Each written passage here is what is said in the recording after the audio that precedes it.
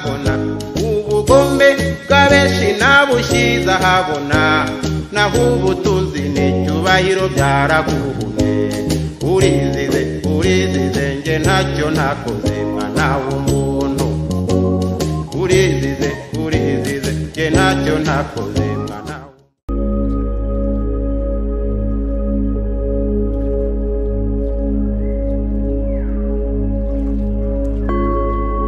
Bashimire bakunzi bacu bakunzi bakadasoka Imana ibaha umugisha Uwiteka abagirire neza kandi Imana ikomeze kubambika imbaraga. Turanezerewe cyane ko Imana yongeye kuduha amahirwe yo kugaragara imbere y'ubwoko cyangwa itorero ry'Imana abantu Imana yaremye. Uyu mwanya rero kanshimira umuntu wese wakanze subscribe n'umuntu wese uhora akurikirana video zacu uko bwije nuko bukeye. Ubungubu turi live kuri TikTok no kuri YouTube kugira ngo abantu bajye batubona kandi tukomeze kwamamaza ubutumwa bwiza uko bwije nuko bukeye. Bibiliya iravuga ngo turaba yaremye ituremeye imirimo myiza muri Kristo Yesu kugira ngo tujye tuyigenderamo. Rero duharanire gukora imirimo myiza kuko ni izaduherekeza. Imana ibaha umugisha cyane. Mbere ya kamera tuhafite umutumirwa ariko mbere yuko mwakira ngiye mwumva kuri mikoro ya mbere nitwa Ferdinand. Kuri mikoro ikurikiyeho tugiye kwakira umukozi w'Imana n'ibishaka Theogene. Uraho neza mukozi w'Imana? Amahoro.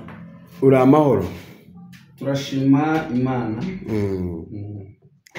Turanezerewe kongera kukwakira kuri kamera ziri barya bera TV na zawe. Murakoze cyane. Imana ibaha umugisha kandi mugubwe neza mu izina rya Yesu. Turanezerewe rwose kandi natwe nawe Imana iguha umugisha gubwa neza. Uyu mwanya rero turagira ngo tubanze tuguhe umwanya ubanze udushyire imbere y'Imana kugira ngo dutangire iyi gahunda yivuga butumwa kuko uyu munsi turaterana agati kavunike. Bajya babyita guturika? Simbizi. Ngo turaterana agati kavunike. Mana data wo twese uri mu ijuru, mbere y'ibindi byose tutarabumbura akanwa ngo tuvuge gukomera kwawe, banza kutweza kuko turi abanyabyaha. Weze abantu badukurikiye, weze abantu bagiye kumva ikiganiro cyangwa se ibyo wateguye gusangira n'ubwoko bwawe. Umwuka wawe wera amanuke atubohore ingoyi y'icyaha. Ijuru rimanuke ritweze kandi ridutunganye. Twiriwe mu isi yanduye, twiriwe mu isi y'ibyago n'amakuba, twiriwe mu isi itatworoheye, ariko turasenze ngo ukuboko kwawe kwiza kururuke kubane natwe, kudukize ingoyi y'ibibi. Uduhumanuze amaraso yawe, udukoze ikara ryaka ku munwa ntaba ari twebwe ahubwo izina ryawe muri twe aba ari ryo ryamamara. Bana natwe rero utugirire neza mu izina rya Yesu, amen. Imana iguha umugisha. Udusengeye isengesho ryiza cyane, isengesho ryo kutushyira imbere y'Imana. Twanzika dutangira tugiye kuganira ku murimo w'Imana n'uburyo twagira uruhare mu gukomeza kwamamaza ubutumwa bwiza ku isi hose. Ngira ngo ni uruhare muri twe n'icyemezo umuntu afata. Yego. Kubamenye Bibiliya iravuze ngo icyakora niba mwarasogongeye mukamenya ko Yesu agira neza, nimumwegere niwe buye rizima. Haleluya. Amen. Nimumwegere niwe buye rizima. Byanzwe n'abubatsi ariko ku Mana riba rikomeza imfuruka. Utumye aho ngaho mpuramo ikibazo. Niyo mpamvu usanga abantu kenshi b'abakozi b'Imana batemerwa cyane, akaba bakwemera ariko hakaba n'abandi bakwanga, uretse ko nta n'umuntu uri umwanga. Abakozi b'Imana harimo ibyiciro bitandukanye. Yego. Hari abantu basogongeye, yego, bumva Imana imirindi. Sinzi Imana imfashe ibane nanjye. Hari abantu basogongeye baramwumva uyu mwami, batagiye kumutira, batagiye kurahura, batagiye kumviriza aho bamuvuga, babonganye nawe, barimo Bartolomayo yakoze ku maso atoba icyondo gusa, shimika y'ibyondo, nta zindi pawa zikoreshejwe, asiga ku maso akoresheje ikirungo cyitwa amacandwe, aramubwira ngo noneho rero gahunda ni Sorowamu. Gahunda ni Sorowamu mu kidendezi, gahunda ni Sorowamu. Amubwira ati oya, ntabwo nkohereje Kereti, nta nubwo ngutumye ahava, nta nubwo ngutumye Betesida, oya, gahunda ni Sorowamu. Ikiri gutuma rero ibintu biba bibi kurushaho, abantu ntabwo bashaka kujya ahantu Imana ishaka, ahubwo abantu bo barashaka kujya aho bashaka. Imana irashaka kohereza umuntu ubana n'ubumuga bwo kutabona Sorowamu, ariko abantu ntabwo bashaka kujya Sorowamu. Deni ikibazo ni iki ngiki, niba avuze ngo ni Sorowamu, kubera icyo ushaka kujya Betesida? Abantu bakunda ibintu bitandukanye. Rero urugamba rw'abera, intambara z'abera, abakristo ba nyabo bari mu ntambara, ni abasogongeye bakumva ijambo ry'Imana. Hari n'umuntu wambwiye ngo hari abasogongeye bakasogongera, ariko hari abasogongeye ariko ntibashira inyota, ariko ngo hari n'abasomye noneho bashira inyota, basogongera. Ibintu ni bibiri, ni mu mwegere, niwe buye rizima, byanzwe n'abubatsi ku Mana, ariko ku Mana byaratoranijwe kandi rihinduka irikomeza imfuruka. Yego, reka nkubaze kuri aka kabazo. Iyo utekereje, kuko hari umuririmbyi uvuga ngo abera tuzataha, iyo utekereje ko abera bazajya mu ijuru, nkawe nk'umukozi w'Imana cyangwa umunyamwuka, wumva wowe ubwawe ubivugaho iki? Nicyo uvuga ku ijuru? Bo mwihangane inshuti za Yesu, tuzataha, abera bazataha. Iyo bavuga ngo abera bazataha, nibyo, uko ni ukuri kuzuye, abera bazataha. Uko ni ukuri kuzuye, abera bazataha. Uko ni ukuri kuzuye, abera bazataha. Deni namenye ko urukuta ruri hagati y'umuntu n'Imana ni ikintu kimwe, ni icyaha. Simbizi niba unyumvise, ntabwo mbizi. Muri iyi minsi musigaye mudashaka kumva. Nta rundi rukuta ruri hagati y'umuntu w'Imana n'Imana, ni icyaha. Ni nk'uko umwana na nyina nta rundi rukuta rubamo, ni amakosa y'umwana. Ni nk'uko umwana na se nta rundi rukuta rubamo, ni amakosa y'umwana. Bibiliya igaragaza umwana w'ikirara watsi waba umutungo we, ngo aragenda arawaya, ararya ararimbura, ariko yibuka ko kwa se hariyo abaja, hariyo n'abagaragu, yibuka ko ndetse abariyo bararya bagasigaza, ariko nyuma ngo yisubiramo aravuga ati none kubera iki kwa data ko hariyo abaja n'abagaragu, ko mbizi neza ko bari kubimena, ni iyihe mpamvu najya gusangira n'ingurube? Deni nasangira n'ingurube? Iyo umuntu yihannye akatura ibyaha bye, ubusabane n'Imana buragaruka. Ubusabane bwe n'Imana buragaruka. Ariko ikibazo gikomeye ni ukwereka Imana ko nta kibazo ufite kandi gihari. Nicyo kibazo. Muri Edeni byabayeho nyine. Edeni buriya abantu banatwihanganire badukurikiranye, Imana ntabwo ikunda kudiringa n'umuntu ku cyaha.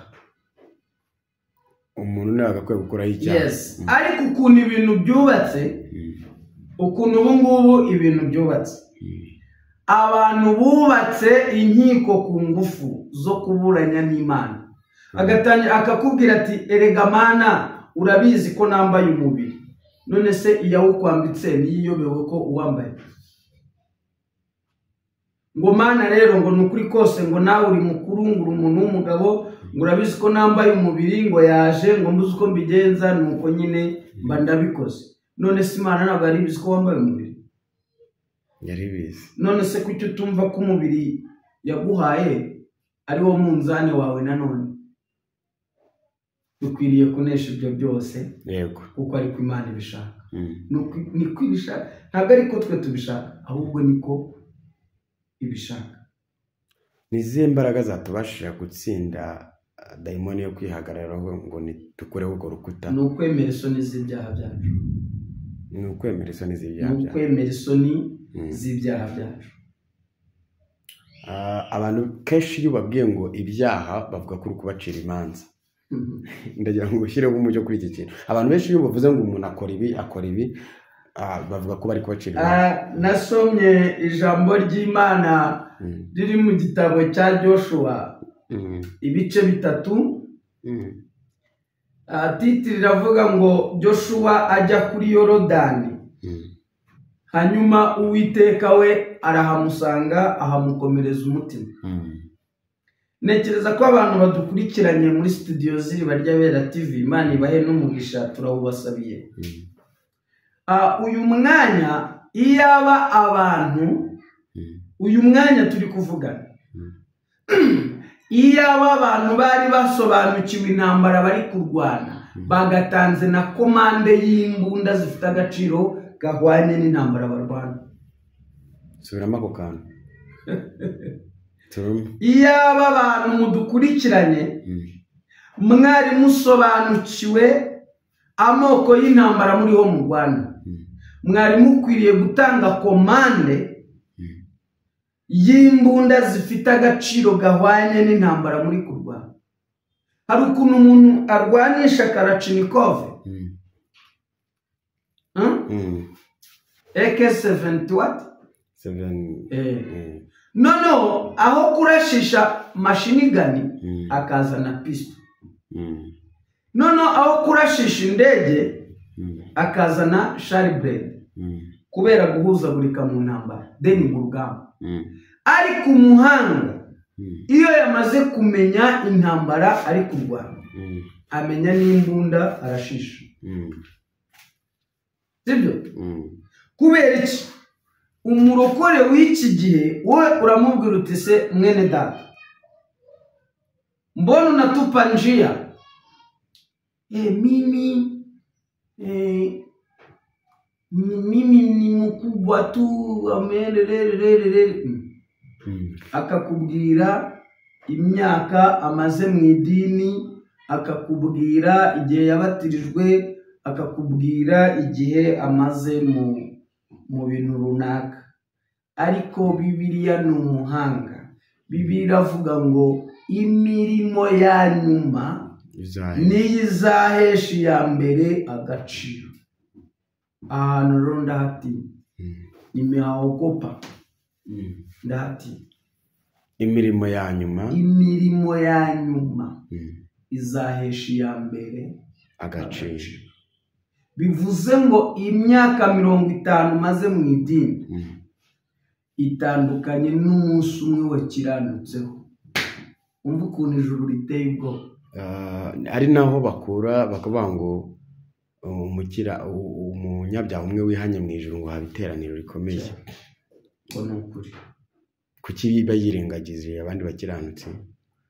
Imana ntabwo ijya yirengagiza abakiranutsi, kuko abakiranutsi b'Imana mu isi nizo nyenyeri zimurikira abari mu isi. Nanone ndasubiramo, abakiranutsi bari mu isi,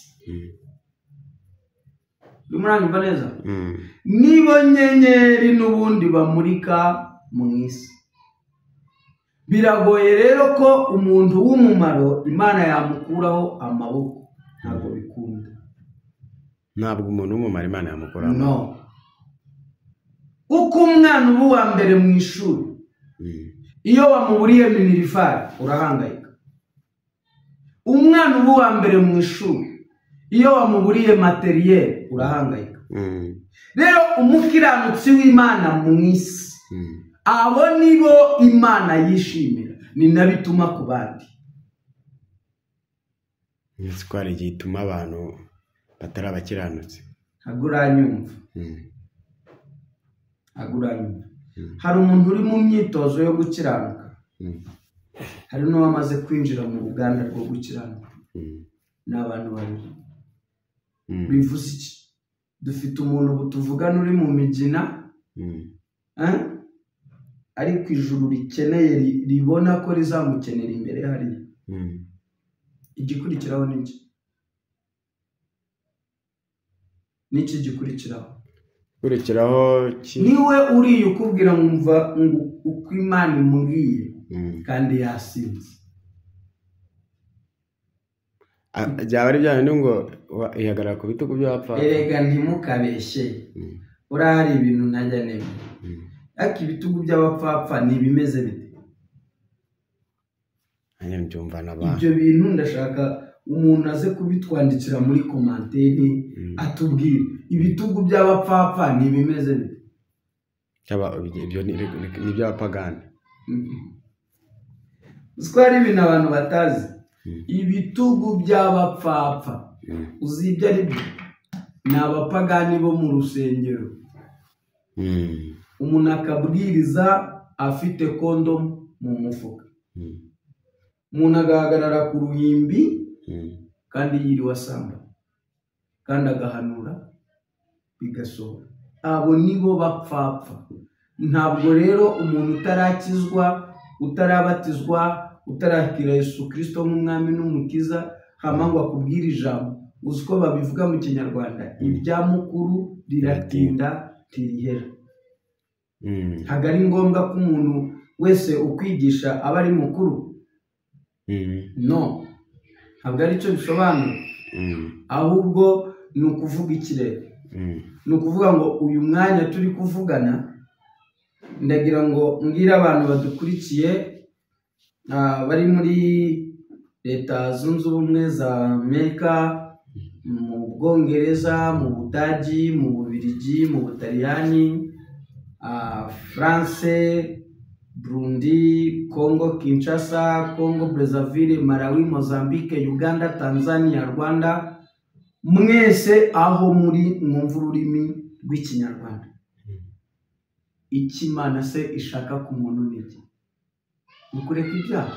Nta kindi. Buriya Imana nta kindi mudiringa washoboye gufata initiative yo gutsinda ibyaha aho murajya. Ariko iyo wabaye imbata y'icyaha, mvugane n'uyu muntu wabaswe n'icyaha runaka, iyo wabaye imbata y'icyaha byanze bikunze hagati yawe n'Imana n'abanzi bawe ahoramo intambara. Niba utari ubizi ubimenye. Imana ikintu gituma irwanirira umuntu ni ibintu bitatu. Icya mbere nicyo iteganya kumumaza. Ntabwo Imana ireba icyo wayimariye kuko cyararangiye, ahubwo ireba icyo uzayimarira. Imana ireba icyo umuntu azayimarira. Imana yita ku cyo uzayimarira. Kabiri, ikareba ku mugambi uri hagati yawe nayo. Gatatu, Imana yita ku gukiranuka k'umuntu. Ni ibi bintu bitatu. Idini rishinzwe kureba wavutse, ryakubatije. Idini naryo rigukorera ibintu bitatu. Cya mbere ni ukukubatiza, cya kabiri ni ukugushyingira, cya gatatu ni ukugushyingura. Nta kindi itorero rimaze. Idini. Ariko Bibiliya yo umva ukuntu ivuze. Icyakora bari muri Kristo Yesu ntateka bazacirwa. Cyakora batari muri we bo bamaze kuricika. Niyo mpamvu hari abantu uzabona bagenda bari mu nzira bagenda ariko baraciriwe iteka. none Yesu yaba akimara iki? Kubera iki? Abantu baba baramaze gucirirwaho iteka, Yesu yaba agitinda akora iki koko? Ariko Yesu yatinze ryari? Ikiganiro duheruka gukora nawe avuze ngo Yesu yaraje, ngo ahubwo Yesu yatinze ryari? ngo Yesu arahari, ahubwo nuko ngo yaguhishe karitsiye. Yansimbye karitsiye atahama, ariko ubundi yaraje kabisa. Hari n'undi muntu wabimbwiye mu kiganiro twakoranye, abantu bagiye bandika muri komenti barabivuga ati koko Yesu yaraje. Turemeranya nawe ko Yesu ahari, arahari, atahubwo umugani wawe ahantu yitsimbye karitsiye yitsimbyemo. Rwose nawe ngewe icyo navugaga kuri ibyo wari uri kuvuga ngo turi kuvuga ngo Yesu ngo gutinda. Ngewe abantu benshi baravuga ngo bavutse Yesu bavuga ngo Yesu azaza, ngo none ngo ntabwo yaraje. Uburyo bategereje ko azazamo ntabwo ari bwo buryo biyerekamo. Ese uburyo Bibiliya ivuga ni ubuhe? Bibiliya se iha Imana gahunda cyangwa Imana iha gahunda Bibiliya? Bibiliya yo ni ijambo rituruka mu kanwa, ryaturutse mu kanwa k'Imana. Ryitwa ngo iki? Ijambo ry'Imana. Harya ufite masters ni ngewe ibyo ngibyo twaba tugiye mu bindi. Oya n'urugero mbanza ari impamvu. Harya warambwiye ngo ni masters ni oya ntabwo ari masters, ni lisansi. Urumva byanze bikunze wowe uri hejuru yanjye ho ibirometero 20 niba nibeshye ko ngewe mfite degree muri theology, ariko ntabwo mbashaka ko biba public, ariko sorry wenda iki kuba tukivuze nta cyaha dukoze.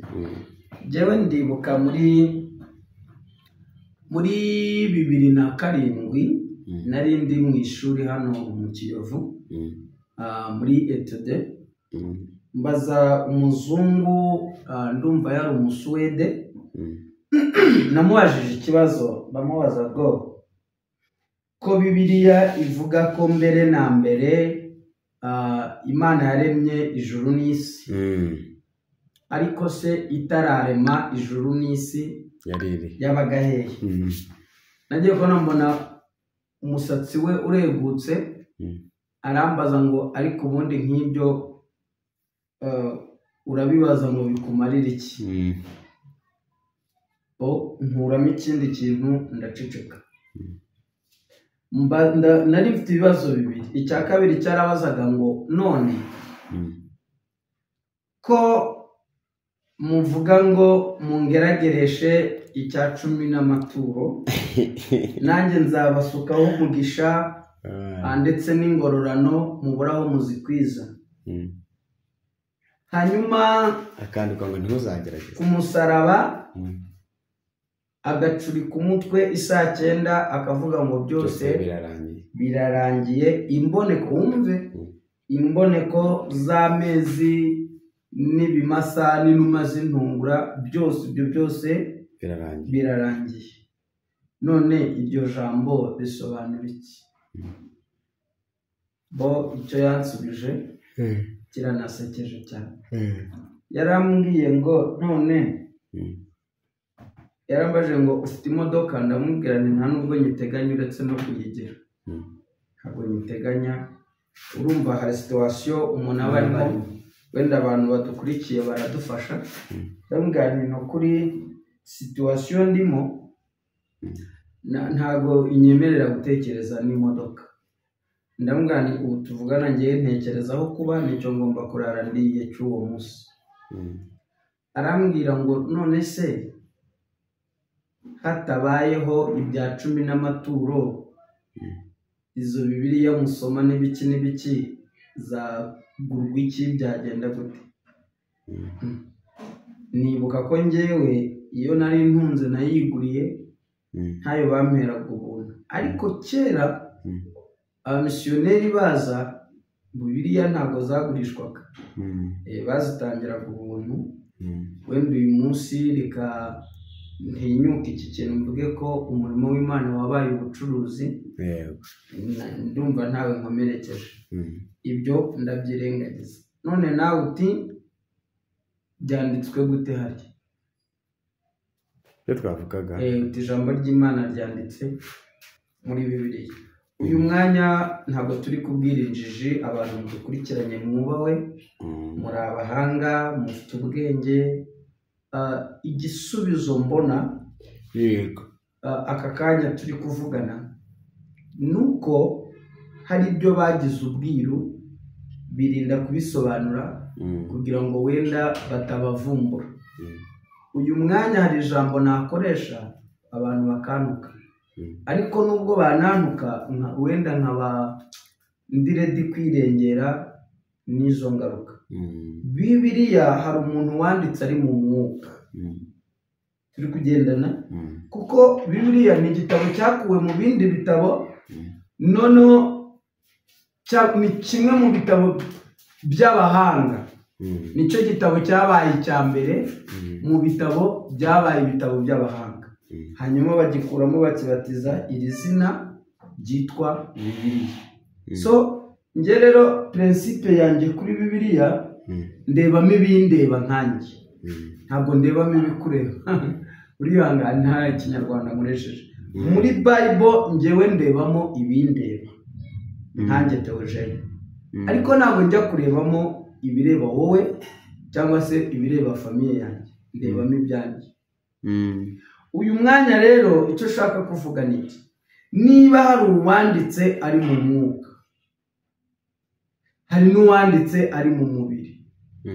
Niba hari uwanditse yasenze, hari n'undi wanditse nawe biraho, ariko babona ibyo yanditse ntabwo atagize, ntibamutesha iki? Agaciro. Niyo mpamvu rongewe njya muri Bible ngiye kurebamo ibindeba, ntabwo njya muri Bibiliya ngiye kurebamo ibikureba wowe. Unsubize neza, Imana iguhe umugisha. Igihe turi kwerekezamo ni cya gihe Pawulo yavuze ngo hazabaho ibihe birushya, ubwo ngo abantu bazaba bikunda, ngo bakunda impiya, ngo bikakaza, ngo badakundana babo. Avuga ibintu byinshi cyane, ngera ku rwego noneho igihe ndi kwinjiramo ndi kubona ko abantu batagisenga Imana, ahubwo abantu bo ubwabo babaye imana z'abantu bagenzi babo. Hari ibintu bigera kuri bibiri bikomeye. Ntabwo ngewe ndebera Imana muri contest y'uko abantu bashaka ko amazina yabo yamamara. Kuba ngewe izina ry'umuntu ryakwamamara, nta mpamvu, nta n'icyo bitwaye, kuko hari ubwo ujya gusenga ikakubwira iti nzakwamamaza. So rero niba ikubwiye ko izakwamamaza, amamara. Ariko nanone hari ukukwamamaza nawe ukiyamamaza. Urumva rero ni ibintu bibiri bitandukanye. Jewe ndibuka ko Imana ntabwo nyizi, excuse me, ntabwo nyizi, kuko niba ari inzobe ntabwo mbizi, niba ari urukara ntabyo nzi, niba dusa ntabwo mbizi, niba ari ndende, niba ari ngufi n'imisigihugu. Ariko uburyo ngewe ndeba Imana muri njye, nyirebera mu bintu bitatu by'ingenzi. Icya mbere ni uburyo, reka wenda mvuge inongereho ibindi bitatu bibe bitandatu. Mu bintu natinye ko Imana ifite imbaraga, ni deni ikinyizeza ko ihari, ni umuntu, kiremwa muntu. Kuba umuntu ariho, kuba umuntu, deni umuntu ahantu ava, uburyo ubona abantu. None uraza kumbaza uti se ushatse kuvuga iki? Ntabwo niyumvisha uburyo umuntu ashobora kuryamana n'undi, amazi y'iburyo agahura n'ay'ibumoso, byamara guhura ngo bibaye umuntu. Ibyo ndabyemera, umuntu yabaye. ariko niba hari ikintu cyanteye ubwoba mu buryo Imana iremamo umuntu ni ibintu bibiri. Ntumbaze amaso, ntumbaze amazuru, ntumbaze amatwi, ntumbaze buri kimwe. Ikintu cya mbere cyantangaje uburyo Imana iremamo umuntu, amenyo ava he? Ibintu byahuye ari amazi. Abantu mudukurikiye sori mwihanganira ikinyarwanda nkoresheje. Intangangore n'intangangabo birahuye bibaye umuntu. Amenyo ko byari ibintu bimeze nk'ibyondo gusa, amenyo ava he? Ubwo nibwo bwa bushobozi bw'Imana. Amenyo umuntu aka kantu agatekereza amenyo. Ibi byuma biba mu kanwa bivuye ibintu by'amagufa ari byo menyo bidatinya kuruma ikijumba kibisi pu. Icyo ni kimwe. Icya kabiri ni umusatsi. Ibi bintu nigeze kwicara mfata umwanya ndabitekereza ndavuga ngo ariko se koko wamugana amenyo ava. Uzi icyo nakoze? Nafashe amazi nyasuka mu kiganza cyanjye, noneho ndangije ngirani cyangwa se amavuta plutôt amavuta ngirani wa mugani muri aya mazi amenyo ava he?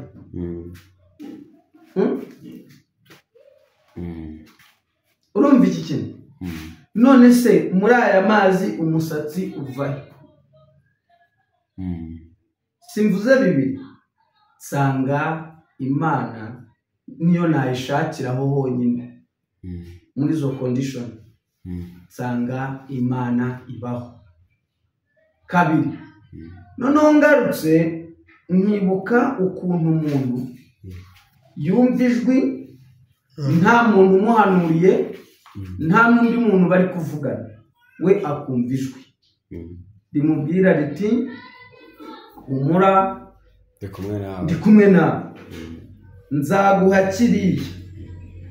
Koko cya kintu utahuye n'amabandi, utahuye n'abesikoro, utahuye n'abatubuzi, cya kintu ukagira gute? Ukakibona. Icyo ni ikintu kinyemeza ko Imana ibaho. Noneho hari ikintu kindi gikomeye udashobora gupfa gutekereza uko wishakiye kereka umwuka w'Imana ari ku buzima bwawe. Uburyo umuntu asinzira aryamye Kigali, mwihangane niho twebwe duherereye, ukisanga Icyangugu mu buryo bw'inzozi ku ivuko, noneho wakanguka nanone ugasanga uri Kigali. Nubwo abantu bize bya siyanse za shimi runaka n'ibindi bisa nabyo, akubwira ngo ni imikorere y'ubwonko, ngo no gutekereza cyane. Bibiliya ngo inzozi nyinshi ziva ku muruho, ibyo wabihuza. Ntabwo ngewe sinzi gute se, gute urota uguruka mu kirere ukava ku musozi ukava ku wundi, ukarota umuntu ajya kugutema ugatumbagira mu kirere ukaguruka ukongera ugasubira ku butaka. 80% izo nzozi nkunda kuzigira. Ariko se uyu mwanya ninde urahura n'Imana gutya live vis-a-vis imbona nkubona? Rero reka mbwira abantu badukurikiye ngo Imana tuyibonera mu byo ikora, mu byo dukorera. Imana yigeze imbwira ikintu ndakibuka, irambwira iti nukuri ndirahiriye ndi Uwiteka nzakugaburira. Ntabwo abantu badukurikiye baze kutwumva, ntabwo ari uko Theogene ndi imbata y'ibiryo, mbese mwumve ko ibiryo byantwaye umutima, oya. Ariko nicyo kintu cyambabaje mu buzima bwanjye, nicyo kintu cyambabaje, inzara yarambabaje. Niyo mpamvu ngewe niyo naca kuri marine mfite 1000 ni paso turagabana, niyo nyuze ku bayede bamwe bari ku ndege ngasanga ukabona saa 4 zageze, saa 5 nta urabahamagara ngo abajyane mu kazi. nshobora kubabwira nti mfite 1000 cyangwa mfite 2 hano, then mugende nimushaka mugabane irindazi, 2 bagabane irindazi, 2 bagabane irindazi. Ko njyewe nigeze njya ku ndege nako ndakabura. Rero uyu mwanya ikituma Imana igaragara ko ihari ni imirimo ikomeye tubonera muri twe. Ndumva ari cyo gisubizo nabo. Nshingiye ku bantu batwandikiye muri comment mu biganiro tumaze iminsi dukora, wavuga iki ku bantu batajya bemera ubuhanuzi? Ni uburenganzira bwabo. Ukabihuza n'ijambo riri muri Bibiliya rivuga ngo utuka Mwuka Wera ngo uwo ngo yamaze gucirwaho iteka, kuko oya gutuka Umwuka Wera buriya ntago abantu benshi barasobanukirwa ibyo ari byo. Gutuka Umwuka Wera buriya ni ukwigana indimi z'umwuka. Ese umuntu wari wabona umunyamakuru se muzima ufite ubwenge utekereza wasesenguye ijambo ry'umukuru w'igihugu? Oya, nta muntu ugira isesenguye. None se niyo mpamvu rero buriya nubwo wenda ntize ntagize umugisha wo kujya mu ishuri, ariko kandi ntabwo nzi ko hari umuntu ushobora gufata icyemezo cyo kuvuga ngo agiye gusesengura ijambo umukuru w'igihugu yagejeje ku nteko y'abaturage. Niyo mpamvu rero iyo usubiye mu nkuru utabaze wowe, utavuze wowe, utari nyirazo, ni wowe ubundi ni wowe ube uzi kubeshya bavuga. None se Imana ikuvugiyemo, narangiza ngewe nkavuga ati ibyo ngibyo uri kuvuga Imana iri kuvuga ko Imana iri kuvugiramo ndabirimbuye. Kandi ikindi iyo si Imana, iyo ni abadayimoni ba nyabingi bagiye gucisha. Ari ikintu utandikiriye ku bushake. Imana nta vuzivuzi igira. Ndabyemera nanjye. Kandi ijambo rya buriya ijwi ryayo iyo rimanutse, ariko Banyarwanda tumureke tucane ku maso, tube open, tubwizanye ukuri. Imana iyo igiye kuvuga, inkuba zirahinda, inkuba zirakubita, ijwi ryayo rikamya amazi, ijwi ryayo rimanura imvura. Ubundi ntabwo nzi ukuntu muteye. Haleluya, haleluya. Ijwi ry'Imana riramburuza impara, rivunagura amacumu, rituma inda zari kubita byayo. Ijwi ry'Imana ntiritana n'imitingito, mujye mumenya. Ijwi ry'Imana mvuze ngo ijwi ry'Imana, ijwi ry'Imana ribanzirizwa na za serwakira. Niyo waba uri umupingayi kajana, Imana igiye kuvuga, wabanje ukareba umukuru w'igihugu agiye gutambuka, harya bigenda bite? Ibintu byose birahagarara. Feruje yacana umutuku, itacana umutuku. Wari wabona Sophie ifotora? Oya. Nese bijye biba byagiye mwagiye mume. Rero ndagira ngo mubwire ngo icyubahiro Imana itusaba hano muri iyi kirasetinze, kiri active, kirakora. Yes. Icyubahiro cy'Imana mu bantu b'Imana kirasetinze, kiri active. Ni ukubera iki mbona abantu icyubahiro cy'Imana cyavuye mu bantu? No, ntabwo icyubahiro cy'Imana kigeze kiva mu bantu, kuko n'ubundi kitigeze kiba mu bantu. Abantu rero nibo bakivanye. Banza wumve. Tuvugane nk'umuntu wize. Yego. Kandi tuvugana nk'umunyamakuru. No, umunyamakuru wize ariko. Ntabwo icyubahiro cy'Imana kibikwa mu bantu, ahubwo yo igishira mu bantu, igikuriramo igihe ishakiye. Ubu tuvugana ndimo ndabona induru zafashe hasi hejuru, ngire ngo nta yindi nkuru muri social media, ni iby'amadini, za miliyoni 2 abantu bacitsemo igikuba, bacitse ururondogoro. Ubundi ngire ngo abantu barabyumva badukurikiranye live bari kubyumva. Hari ibintu bibiri, sibyo? Ishyaka ry'umurimo w'Imana rirandya ku mutima, yego, ntabwo riri kundya mu mufuka. Uzi Kinyarwanda? Ishyaka ry'umurimo w'Imana rikwiriye kuba rindya hehe? Mu mutima. Ntabwo rero rikwiriye kuba rindya mu mufuka. Kuko nta muntu washobora kwishyura ziriya miliyoni 2 kujya kwandikisha itorero atazi ari ishyaka ry'umurimo w'Imana. Bya bindi bira mupangu ngo Mana nguzamu ubugingo buhoraho, utamutowa wapi?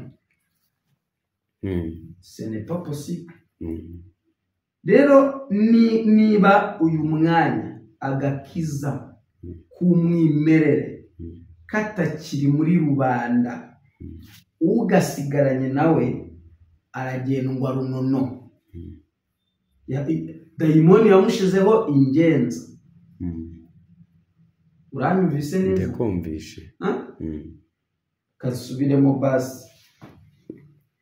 Agakiza k'Imana mu bantu ntako turi kubona.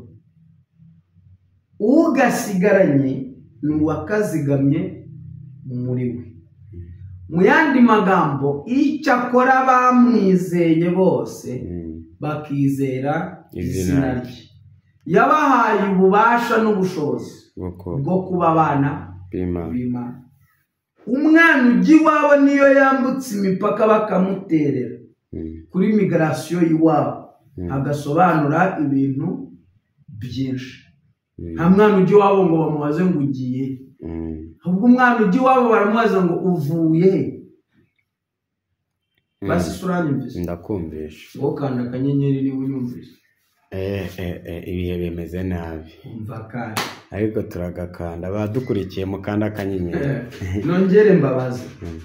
Ninde mwana ujya iwabo babaza ngo ugiye he? Ntawe. Kandi agiye iwabo, ahubwo umwana ugiye iwabo baramubaza ngo uvuye he? Rero nicyo gituma uyu mwanya abantu mwese mudukurikiye, ijambo ry'Imana yavuze ngo dore agakiza k'Imana karatwegereye kuruta igihe twizereye. L'omestra fopenma tanoge standafa amavuta netopitoma. Niba abafilisitiya bamaze kugutobera isoko, koresha strategy zose zishoboka. Yewe umbwiye ngo urusengero ngo mutumishi ngo nsengera ngo urusengero rwanjye barufunze, wowe ugira urusengero? Oya, nta muntu ugira urusengero. Ngo idini ryanjye ngo barifunze. Okay, iyo mubwiye rero umbwiye ngo idini ryawe barifunze, ahubwo niba ari ryawe ryari rikwiriye kuba rifunga, ahubwo ryaratinze. Ubu tuvugana hano si turi live, abantu ntabwo bari gufashwa. Wenda babyandike cyangwa banabyihorere, banakomantinge cyangwa banabireke, ariko umuhanga mu kunyumva yamaze kumva. Impamvu ya mbere, twabonye ibitwogosha, ariko nanone twongera kubona Imana yongera kutumereza umusatsi. Alesomel tela permis de sola libre. Nicyo gituma na bugingo n'ubu umukristo wese watakaje ibyiringiro, abadayimoni bamugiraho ububasha. Yego. Abakanarukazi. Igituma dayimoni gutinya ntabwo ari amasengesho y'iminsi 45, nta nubwo ari indimi nyinshi, no. Nta nubwo ari uko uvuye Kanyarira Samatare, ntabwo ari imfubyi wagaburiye, ntabwo ari abo wishuriye amadeni. Ibyiringiro by'abizera, haleluya, nibyo bijya guteza intambara mu kuzimu. Yego. Kuko umuntu ufite kwizera, kugira ngo umurwanye umushobore, ni ukubanza kumwiba kwa kwizera. Yego. Intwaro y'umukristo ni ukwizera. Kwizera niko kwatsindishirije Abraham. Bibiliya ivuga ngo imuhaniriza no kwizera muha Isaka. njye rero buriya mu mpano nzingira ngira kwizera njyewe. Hari nubwo mfata telefone nkabwira Yesu ni ibintu ni bibi. Sharon arampamagaye ambwiye ko ashaka amata, kandi ubu tuvugana habe n'urupfumuye ruri kuri telefone. None ndabwira umwana ngo bimeze bite, nkicara nkanga cyangwa se nkanitemberera gutya mu muhanda, nkavuga ni bo ngiye kuvaho ndi ngere ku Kinamba n'amaguru, mpagere nabonye amafaranga, mbwira umwana ngo kigenda noneho kuri dayari baguha iki, amata. Kandi uko mbiremye muri njyewe ni nako bigenda. Uku ni ukuri mubwiye, sibyo? Niba nishura ku itariki 13 inzu, nkagera ku itariki 9 mbona ntaza uko biri bugende, ni isengesho rimwe rivuga ni okay, kuva mbayeho n'ubundi nta mushahara nigeze, ndajya gutibita abapfumvuza induru se, yishyuye ukwa mbere ukwa kabiri ukwa gatatu ikishyura umwaka 2 6 10 igihe maze muri Kigali n'ubundi nta mushahara ngira.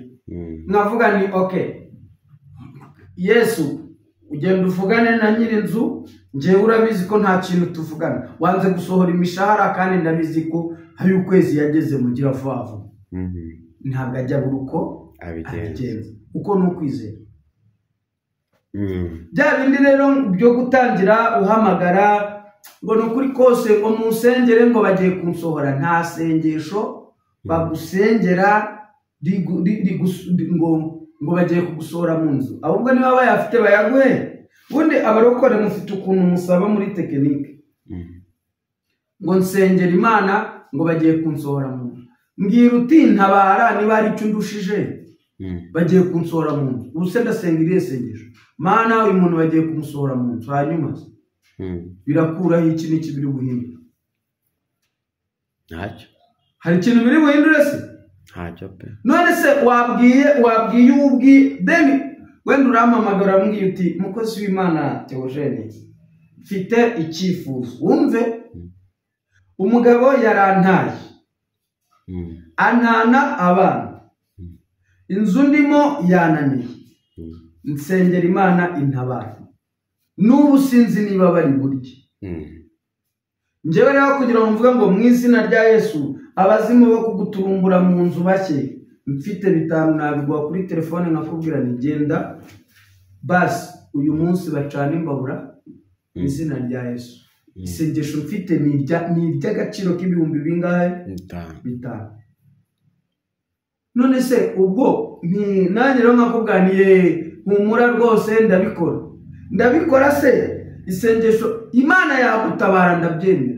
Ariko njyewe mu bintu mbwiye mu byifuzo mpaye mbonyemo ko hari icyo narara nkemuye cy'uwo munsi, nguhaye 5 ngasigarana wenda njyewe nta hano urabizi urahabona hari ibindi zabiri hano. Sorry imvura iraguye turagaruka.